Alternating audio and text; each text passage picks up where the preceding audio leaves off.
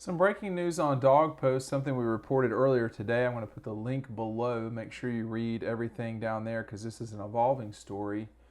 JT Daniels has got some sort of injury right now that is something we can't confirm exactly what it is. We've been told it's a kind of a upper body or a midsection injury.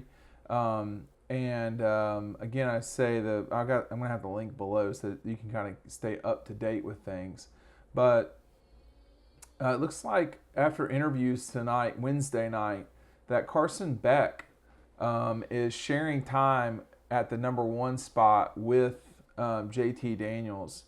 So that's something to certainly be aware of as the week goes on. Saturday night, that game was late.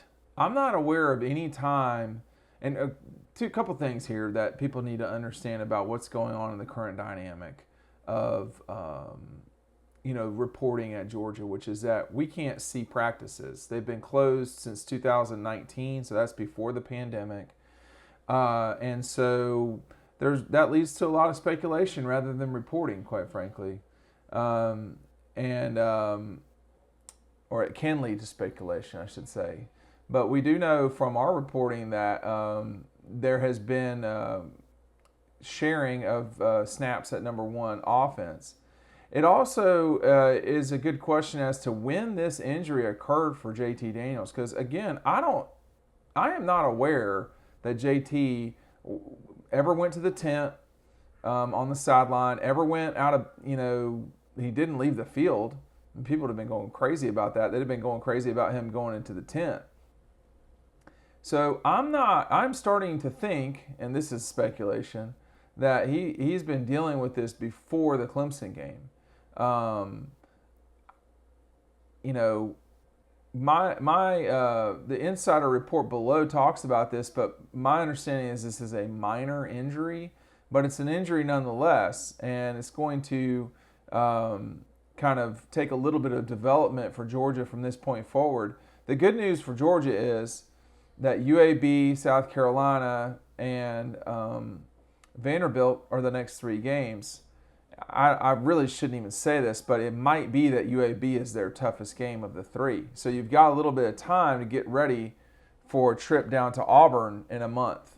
I mean, it's almost exactly a month from today. So you need to get JT Daniels right. My understanding is this is definitely not a season-ending injury. And so, I think people don't understand. The number one unit usually goes, typically goes the whole time by themselves during non-off weeks. But it's not crazy to have the number two quarterback come up and get some reps. I mean, that's not abnormal. But this time I think it was a little bit different, and that Beck was taking far more snaps than people were used to. And again, Monday was Labor Day, practice was closed. Tuesday, practice closed. Today, Wednesday, practice closed. So it's not surprising that it's taking a little bit of time for this news to come out, but it does always come out, and Dog Post has got you covered when it does.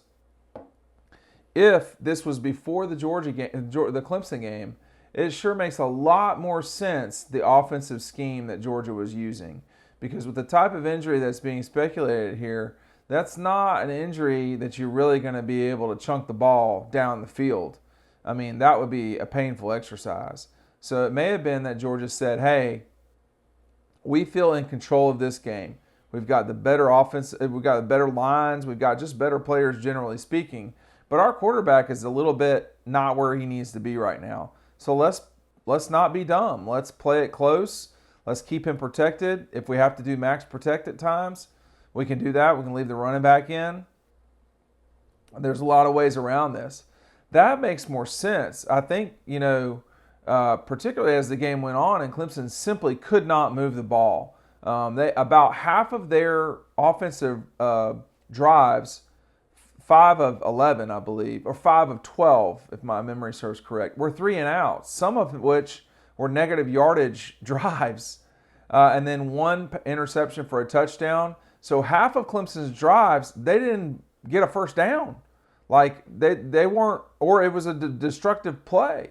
So, Kirby and them may have said, we feel like we can control this game. This is the way we're going to do it. This, that, and the other, and that's what they did. It's also possible he could have gotten banged up on Saturday, but I'm just going to tell you, I didn't see that at all. I'm on the field. I never saw – he got sacked once, and I think he got hit once, and it never seemed to me like there was something wrong. Sunday, of course, no practices. And my understanding was that Monday, for lack of a better term, he couldn't have messed it up. So this is things always come out. The truth always comes out, and we'll see where this goes. But right now, tonight, Wednesday, as Georgia goes into this UAB game, Georgia's starting quarterback, JT Daniels, is dealing with a minor upper body injury that could be an annoyance, it could be a day-to-day thing, or it could be a couple-week thing. The question moving forward here is JT Daniels going to start on Saturday against UAB? Is he going to play Saturday against UAB? My suspicion is that he will both start and play, and Georgia would much prefer right this second to be playing someone like Northwestern State or Georgia State, but instead they're dealing with a decent UAB team, a team that they're only about a 3.5 touchdown favorite over. So this Georgia offense has got to get healthy. You've lost Tate Ratledge for the year. You're still wondering what the status of Eric Gilbert is. These are all going off memory. George Pickens is going to take some time now. JT Daniels is banged up. Dominique Blaylock and Kyrus Jackson did not play offense last week. This has not been a great start to the season, and Georgia just beat the number 3 team in the country. So the long term of this is that you need all of your guys, and you need them all to be healthy. And there's plenty of confidence about Carson Beck. That's not just lip service. But and the other thing is, you never know what the future holds when someone comes in and plays when you don't, because you've been hurt. And one other factor here, there's no question that you got to have a backup quarterback. If last season didn't prove that, how important backup quarterbacks are, I don't know what else does. In the time that I've covered Georgia, having a DJ Shockley to come off the bench has been very helpful. Having a JT Daniels come off the bench, having a Stetson Bennett come off the bench, those things have all been very helpful for Georgia in those seasons. DJ Shockley against LSU down there in 2003, Georgia lost the game, but they were in some serious dire straits because David Green got hurt for a second there. You need good quality backups. Your backups need to be Clemson last year with Trevor going down and DJ Uiagalelei getting in there. I mean, those are and shows how important the backup quarterback is. Make sure to go to dogpostrock.com, click down below. That'll send you straight to our Insider article.